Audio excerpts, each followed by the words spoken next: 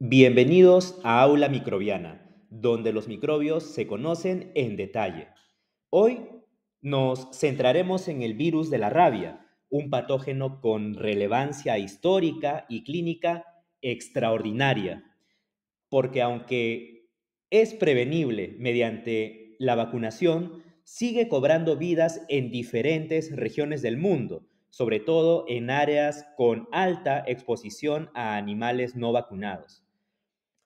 Este virus posee una capacidad única de ascender por los nervios periféricos hasta alcanzar el sistema nervioso central, desencadenando una encefalitis casi siempre fatal.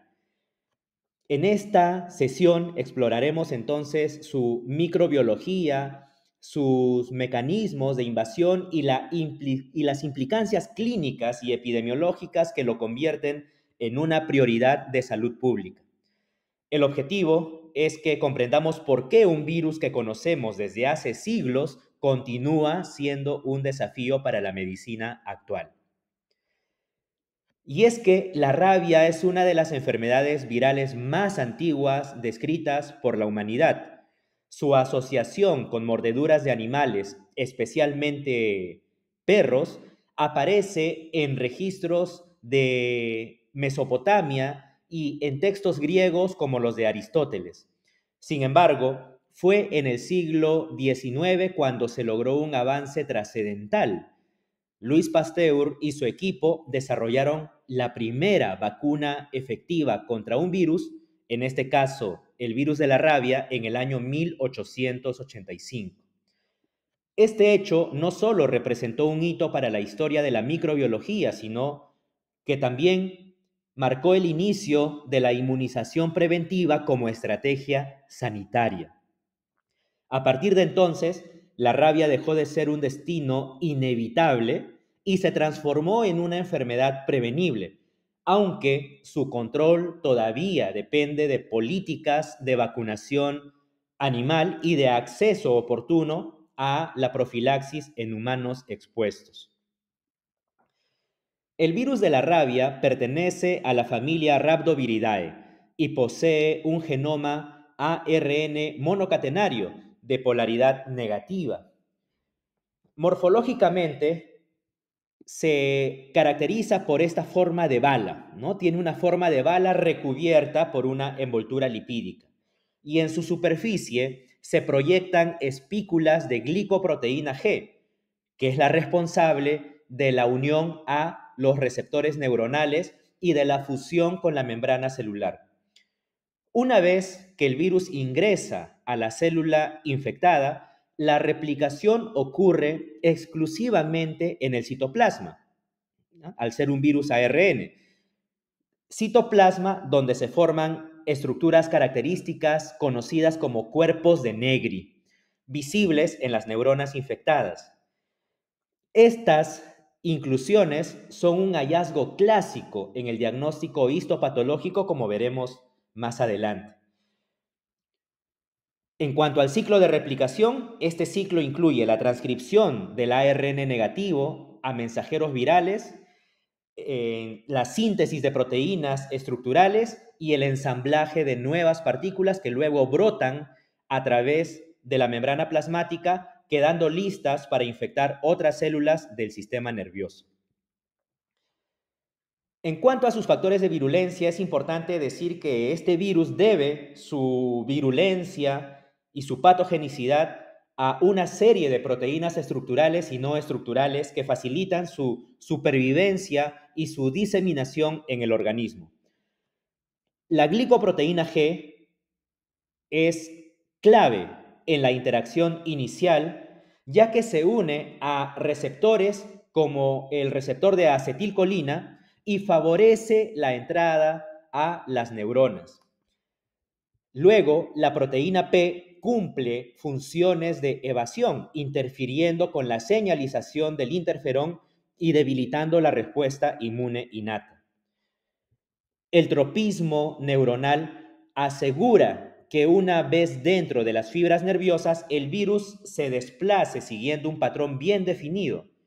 Esto también, evidentemente, es un factor de virulencia sumamente importante, así como su capacidad de utilizar el transporte axonal retrógrado, que le permite avanzar desde la periferia o desde la superficie de una mordedura hacia el sistema nervioso central con gran eficacia, característica que explica la gravedad y la progresión clínica de la enfermedad. La infección por el virus de la rabia comienza habitualmente, decíamos, tras la mordedura de un animal infectado, generalmente los perros y en algunos casos también los murciélagos. Animales que al introducir su saliva contaminada en el tejido subcutáneo o muscular a través de una herida, inician el proceso de infección. Y es en esta zona de la mordedura donde ocurre una replicación inicial localizada, que en algunos casos inclusive puede pasar inadvertida. Posteriormente, el virus accede a las terminaciones nerviosas adyacentes a esa zona muscular de la herida y mediante transporte axonal retrógrado asciende hacia los ganglios raquídeos y el sistema nervioso central. Una vez en el cerebro, produce una encefalitis difusa, caracterizada por inflamación y por disfunción neuronal progresiva, más que por destrucción celular masiva. Este daño funcional explica la amplia gama de alteraciones neurológicas y conductuales que aparecen en los pacientes, que veremos también en los siguientes minutos. Finalmente, el virus puede diseminarse hacia las glándulas salivales, facilitando la transmisión inclusive a nuevos huéspedes y cerrando así el ciclo de infección. El virus de la rabia ha desarrollado mecanismos para evadir la respuesta inmune temprana, en particular mediante la proteína P, que bloquea la señalización del interferón. Esto explica por qué la infección inicial suele pasar desapercibida y no se genera una respuesta inflamatoria evidente en el sitio de inoculación. La defensa más importante entonces contra el virus proviene más bien de la inmunidad humoral, especialmente de los anticuerpos neutralizantes dirigidos contra la glicoproteína G. Estos anticuerpos son capaces de bloquear la entrada del virus a las células nerviosas si se generan a tiempo, ¿no? Si es que se generan a tiempo, lo cual ocurre mediante la vacunación o mediante la profilaxis post-exposición. En una infección activa sin profilaxis, la velocidad con la que el virus asciende hacia el sistema nervioso central supera la capacidad del sistema inmune para detenerlo, lo que explica la alta letalidad de la enfermedad una vez instaurados los síntomas. ¿Y cuáles son las manifestaciones clínicas? Las manifestaciones clínicas de la rabia dependen de la localización y de la mordedura y del tiempo de incubación. Depende de cuán lejos esté la mordedura y depende, por ende, del tiempo de incubación, que puede variar desde unas pocas semanas hasta varios meses. Inicialmente va a aparecer un cuadro inespecífico con fiebre, malestar y parestesias en el sitio de la herida, lo cual ya debe constituir un signo de alarma. Posteriormente, la enfermedad evoluciona hacia dos formas principales. En primer lugar, la forma encefalítica o furiosa, que representa la mayoría de los casos y se caracteriza por agitación, alucinaciones, hidrofobia y aerofobia. Y luego tenemos a la forma paralítica, que es menos frecuente y que se caracteriza por debilidad progresiva y parálisis flácida, que puede simular inclusive un síndrome de Guillain-Barré. Lo cierto es que ambas formas culminan inevitablemente en coma y muerte, usualmente por insuficiencia respiratoria si es que no se interviene en la fase de incubación con las medidas profilácticas adecuadas. Respecto a la epidemiología de este virus y de esta enfermedad, La rabia mantiene distribución prácticamente mundial, con, evidentemente, excepción en la Antártida.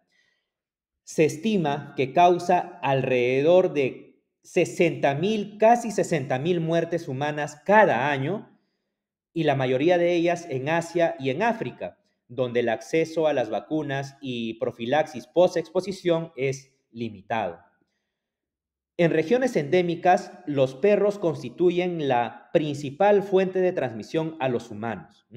Sin embargo, en América Latina, la intensificación de los programas de vacunación canina ha reducido de manera importante los casos humanos transmitidos por perros, mientras que más bien los murciélagos, hematófagos y otras especies silvestres han adquirido un papel cada vez más importante como reservorio.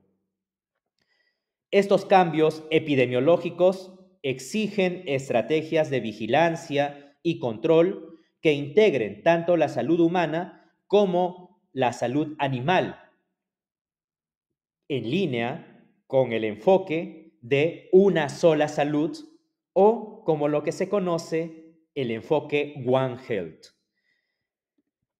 ¿Y cómo es el diagnóstico de la rabia? El diagnóstico de esta enfermedad representa, sin lugar a dudas, un desafío, ya que las manifestaciones iniciales son inespecíficas. Pero en fases clínicas avanzadas, los hallazgos de hidrofobia y de alteraciones neurológicas orientan más bien el diagnóstico. Pero siempre se va a requerir una confirmación mediante estudios de laboratorio.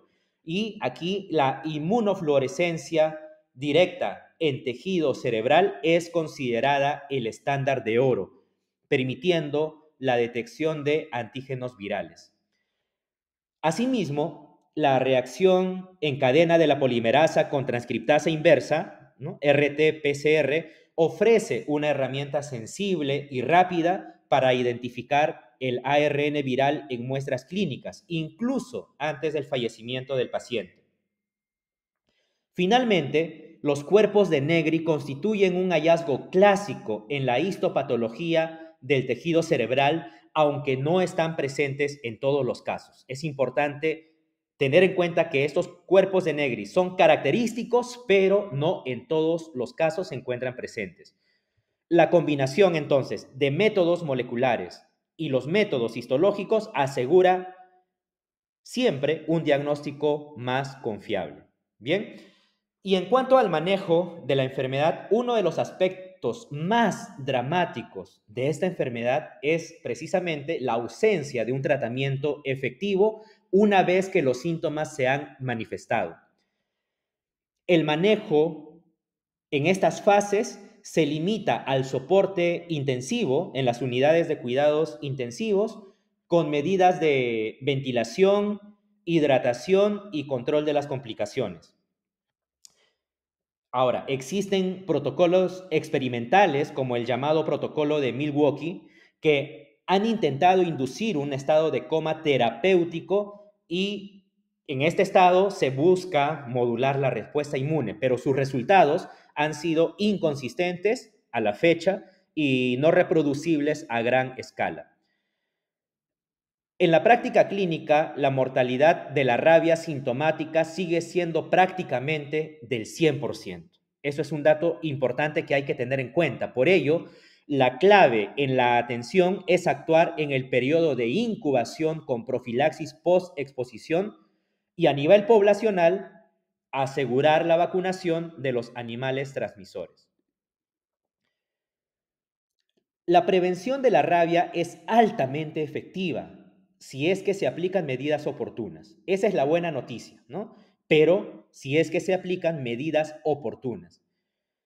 En casos de exposición sospechosa, la profilaxis post-exposición incluye una limpieza exhaustiva de la herida con agua y jabón. También la administración de inmunoglobulina antirrábica en la zona afectada y la aplicación de una serie de dosis de vacuna. Ahora, en el ámbito poblacional, la vacunación masiva de perros y animales transmisores ha demostrado ser la estrategia más eficaz para interrumpir la transmisión. Los países en donde se han implementado programas sostenidos de inmunización animal han logrado reducir drásticamente los casos humanos. Por otro lado, la educación comunitaria juega un papel decisivo, ya que permite reconocer la importancia de acudir inmediatamente a los servicios de salud tras una mordedura. En resumen, la rabia es prevenible si existe compromiso tanto individual como colectivo.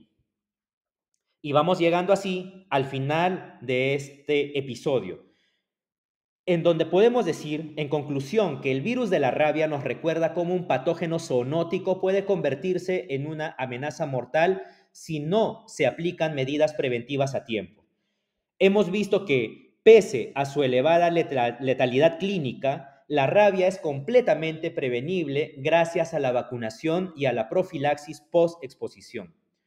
Como profesionales de la salud, nuestra responsabilidad es promover la educación comunitaria y apoyar programas de control animal que protejan a las poblaciones humanas. Recordemos que cada vida perdida por la enfermedad de la rabia representa una oportunidad fallida de prevención. Llegamos así al final de este episodio y es aquí donde te invito a suscribirte a Aula Microbiana, donde los microbios se conocen en detalle. Si te gustó este video, dale like, deja tus preguntas en los comentarios y comparte este video con tus compañeros y tus colegas. Nos vemos en el siguiente episodio. Hasta el próximo patógeno.